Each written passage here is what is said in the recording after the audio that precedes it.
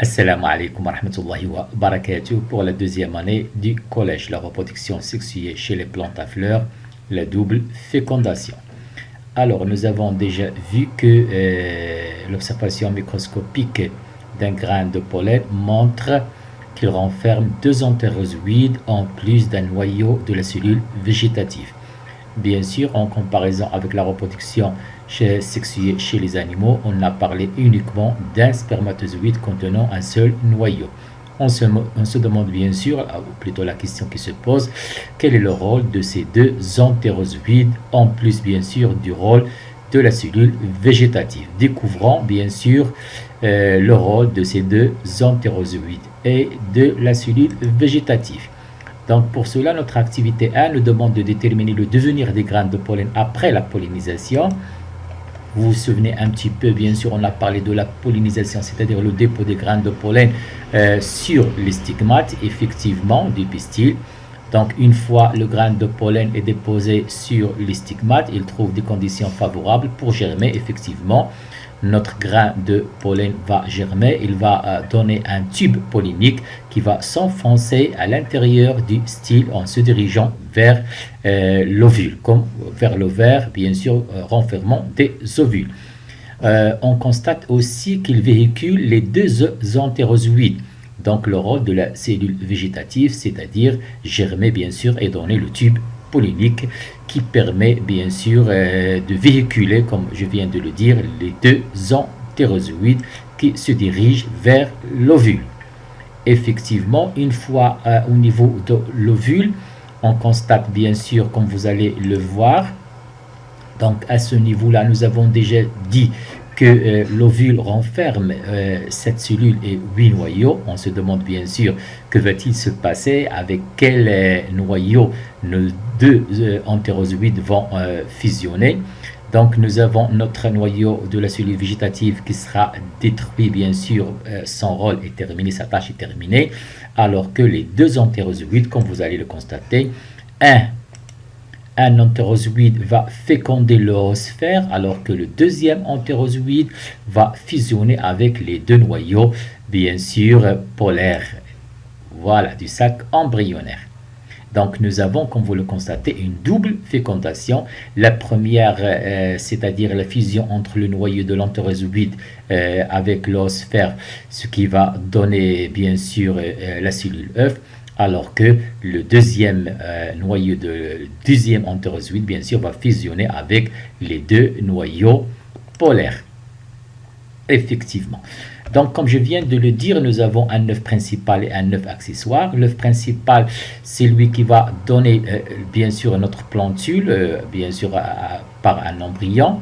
Alors que le deuxième œuf accessoire, bien sûr, c'est lui qui va nous donner ce qu'on appelle, va former l'albumine. Ce n'est qu'un tissu riche en réserve.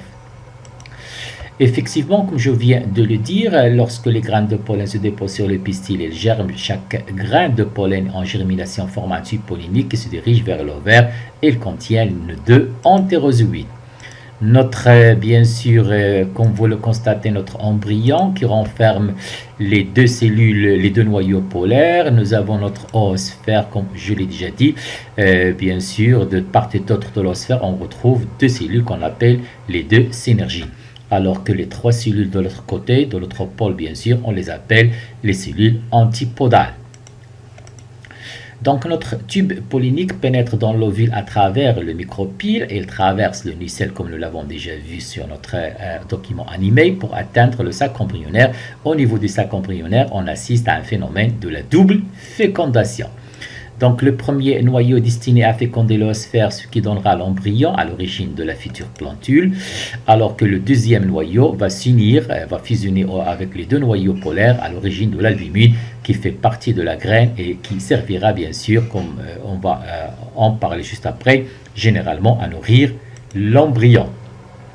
Ainsi, l'un des entérozoïdes féconde l'oosphère pour donner l'œuf principal, qui est à l'origine de l'embryon. Le deuxième entérozoïde fusionne avec les deux noyaux du sac embryonnaire, donnant l'œuf secondaire à l'origine de l'albumine. Je l'ai déjà dit, l'albumine est un tissu de réserve nutritive de la graine.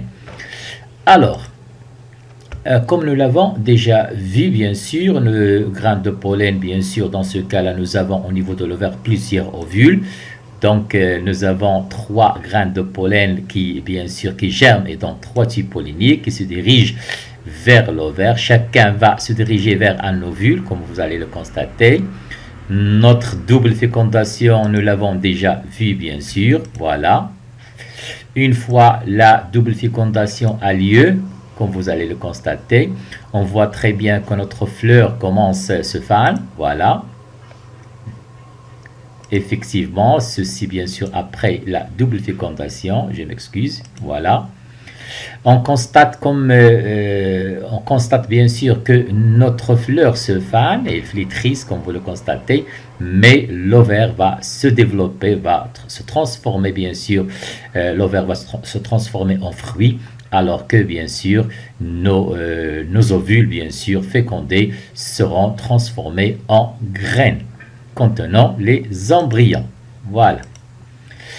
Donc, juste après, bien sûr, on aura la formation d'un fruit contenant des graines. Notre fruit sec qui s'ouvre, bien sûr, comme je l'ai déjà dit, il renferme des graines. Voilà. Effectivement, après la fécondation, les synergies des antipodes dégénèrent. L'ovaire se transforme en fruit, alors que l'ovule se transforme en graine. L'embryon est constitué d'une radicule, d'une tigelle et des 2 cotylédons et d'un bourgeon terminal. Donc, nous avons un document qui représente une coupe longitudinale du graine de haricot observée à la loupe binoculaire. On voit très bien le radicule, notre jeune feuille.